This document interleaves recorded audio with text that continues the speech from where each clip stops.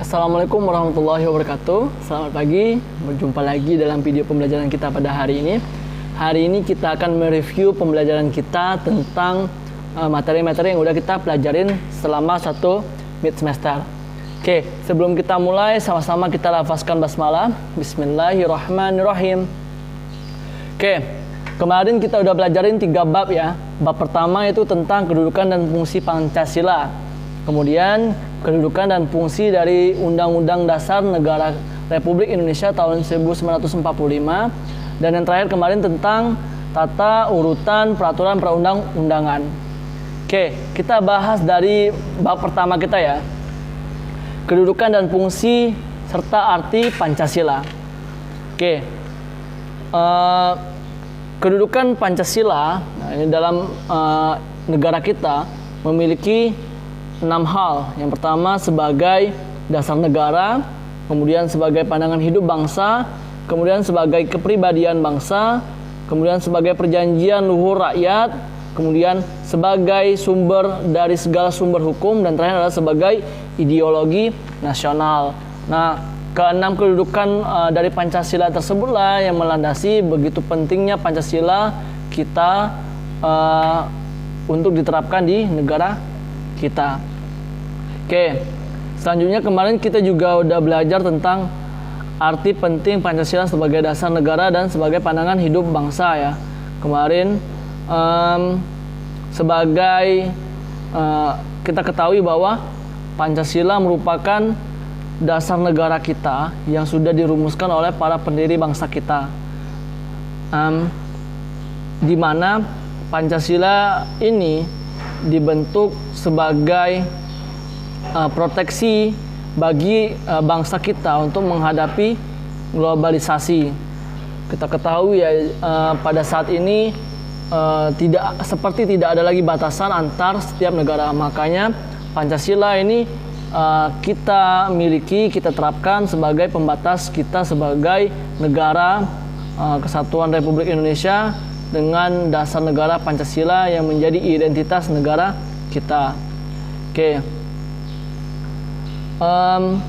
Arti penting Pancasila sebagai dasar negara dan juga pandangan hidup bangsa kita antara lain tadi sebagai identitas bangsa kita, kemudian mengatasi berbagai pertentangan dan ketegangan sosial seperti yang kita ketahui bahwa Indonesia merupakan negara yang begitu beragam ya, dengan suku, budaya, agama yang begitu beragam, sehingga Pancasila bisa menjadi sebagai penengah lah antar setiap golongan. Kemudian memberikan arah tujuan sekaligus menjadi pendorong dalam upaya pencapaian tujuan bangsa, kemudian pedoman untuk memecahkan berbagai masalah bangsa dan juga masalah negara. Kemudian sebagai sarana pemersatu bangsa dan juga negara. Oke. Kemudian nilai-nilai yang terkandung dalam Pancasila sebagai dasar negara dan pandangan hidup bangsa ya. Kemarin udah kita pelajarin bahwa dari kelima sila tersebut memiliki nilai-nilai yang terkandung di dalamnya. Mulai dari sila ketuhanan yang Maha Esa, kemanusiaan yang adil dan beradab, persatuan Indonesia, kerakyatan yang dipimpin oleh hikmat kebijaksanaan dalam permusyawaratan perwakilan, dan juga keadilan sosial bagi seluruh rakyat Indonesia. Di mana sila pertama ketuhanan yang Maha Esa mendasari dari atau menjiwai dari seluruh sila-sila yang ada.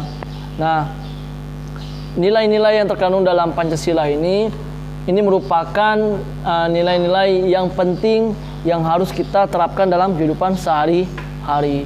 Karena sangat penting sekali ya, di mana negara kita yang menjadikan dasarnya yaitu Pancasila, tentu saja nilai-nilai yang terkandung di dalam Pancasila tersebut harus kita terapkan. Oke, bagaimana cara kita membiasakan berperilaku sesuai dengan nilai-nilai yang ada dalam Pancasila tersebut dalam setiap aspek kehidupan kita, baik itu di lingkungan keluarga, sekolah, dan juga sekolah, di lingkungan berbangsa juga ya.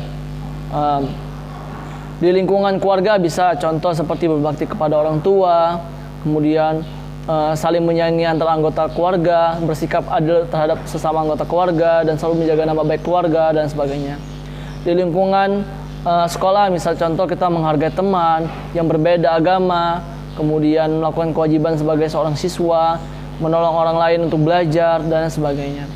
Kemudian di lingkungan masyarakat misalnya mengedepankan musyawarah dalam mengambil keputusan, kemudian saling mendorong sikap kekeluargaan yang ada di lingkungan masyarakat kita, kemudian saling mendorong dan meningkatkan rasa cinta terhadap tanah air.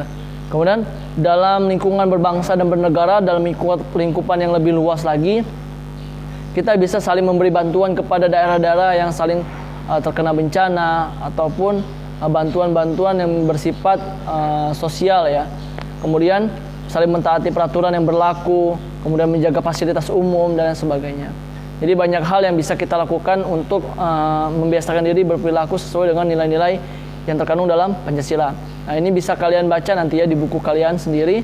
Jadi kita hanya merangkum saja garis besar materi yang udah kita pelajarin. Oke, itu materi di bab pertama. Kemudian di bab kedua, kedudukan dan fungsi undang-undang negara kita ya, Negara Republik Indonesia tahun 1945. Nah, seperti yang kita ketahui bahwa setiap negara pasti memiliki konstitusinya, di mana konstitusi inilah yang berisikan tentang peraturan-peraturan yang mengatur dari setiap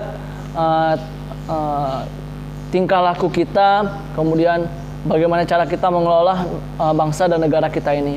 Nah, Indonesia memiliki Undang-Undang Dasar Negara Republik Indonesia tahun 1945 sebagai konstitusi kita. Nah, di mana konstitusi kita yaitu Undang-Undang Dasar ini memiliki dua bagian. Yang pertama yaitu adalah pembukaan, yang kedua adalah batang tubuh yang berisikan pasal-pasal. Nah, di pembukaan Undang-Undang Dasar tahun 1945 ini memiliki 4 pokok pikiran, yaitu yang pertama adalah persatuan, keadilan sosial, kedaulatan rakyat, dan juga ketuhanan dan kemanusiaan. Di mana maknanya ini menjadi sumber motivasi kita dan juga tekad perjuangan bangsa Indonesia, kemudian menjadi sumber cita hukum dan moral yang ditegakkan baik dalam lingkup nasional maupun dunia. Kemudian mengandung nilai-nilai universal yang dijunjung tinggi oleh seluruh bangsa di dunia. Kemudian mengandung nilai-nilai yang mampu mengikuti dinamika masyarakat dan tetap menjadi landasan perjuangan bangsa dan negara Indonesia. Nah, kemudian makna dari batang tubuh dari Undang-Undang Dasar ini, kemarin sudah kita pelajarin bahwa batang tubuh ini berisi 2 materi, yaitu materi pengaturan sistem pemerintahan negara, kemudian materi hubungan negara dengan warga negara dan penduduknya, yaitu di bidang politik, sosial, ekonomi, budaya, dan humkam ya, hukum dan keamanan. Dalam rangka mencapai cita-cita nasional bangsa Indonesia. Oke, selanjutnya kedudukan dan fungsi undang-undang ini dalam sistem hukum negara kita sebagai apa sih?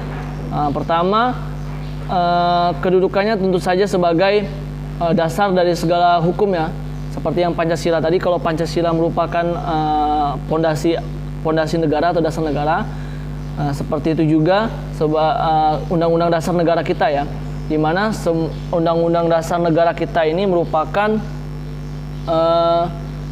pokok dari sumber hukum yang ada di Indonesia.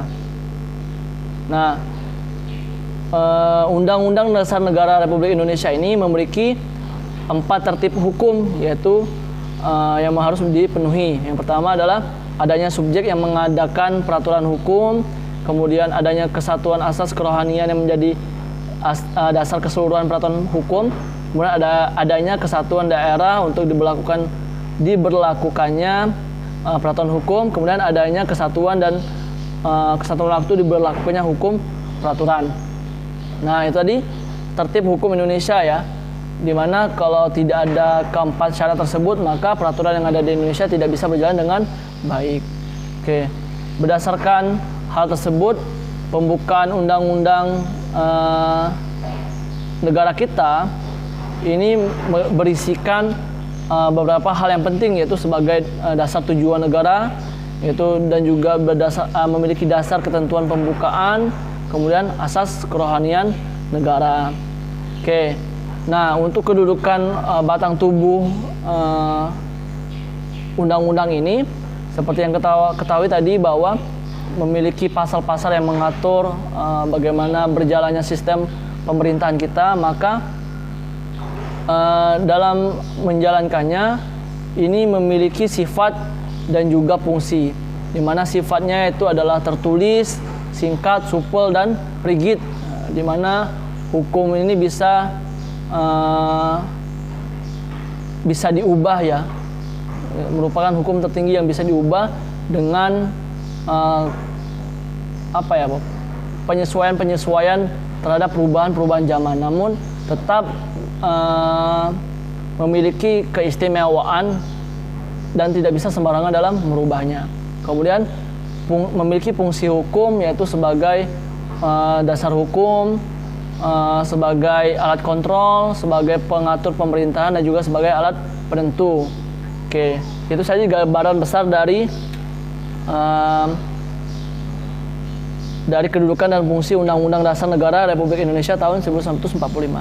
Oke, nanti bisa kalian review secara lebih luas di buku kalian. Oke.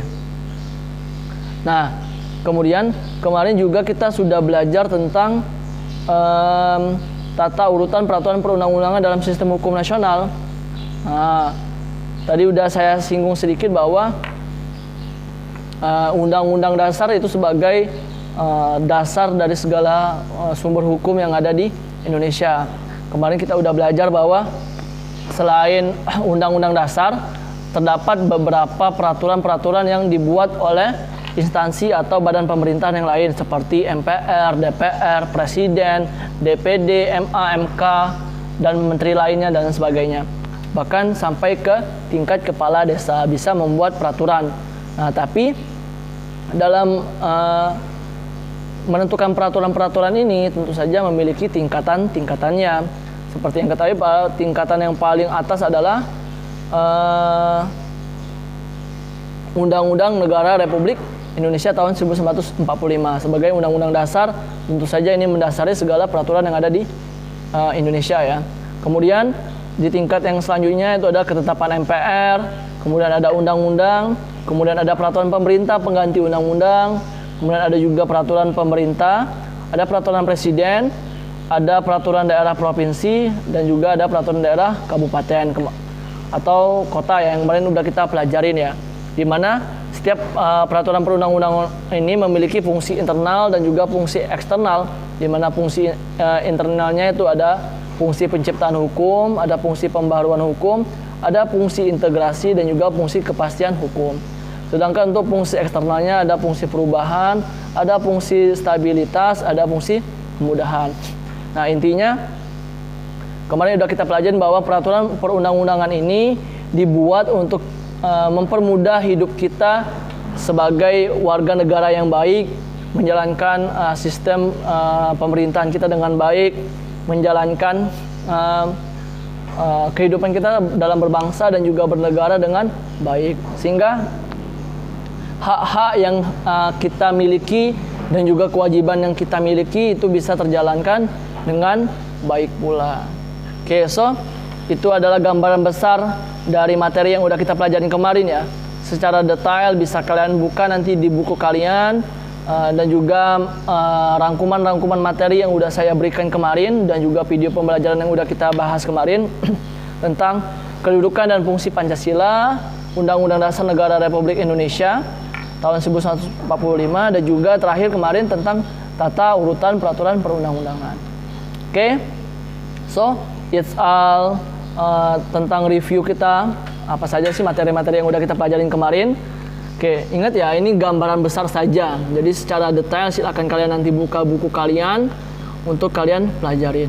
Dan jangan lupa dikerjakan lembar tugasnya ya. Itu insya Allah adalah gambaran besar pokok materi yang udah kita pelajarin. Oke, semangat belajar, tetap semangat dalam menghadapi mid semester nanti, walaupun di tengah kondisi yang seperti saat ini. Tetap jaga kesehatan. Semoga Allah selalu melindungi kita dari mara bahaya. Oke, sampai jumpa di pertemuan selanjutnya. Sebelum kita akhiri, kita sama-sama lapaskan hamdalah, alhamdulillahirabbil alamin. Doa kafaratul majelis, subhanakallahumma wa bihamdika asyhadu an la ilaha illa anta astaghfiruka wa atubu ilaik. Amin ya rabbal alamin. Sampai jumpa. Wassalamualaikum warahmatullahi wabarakatuh. See you.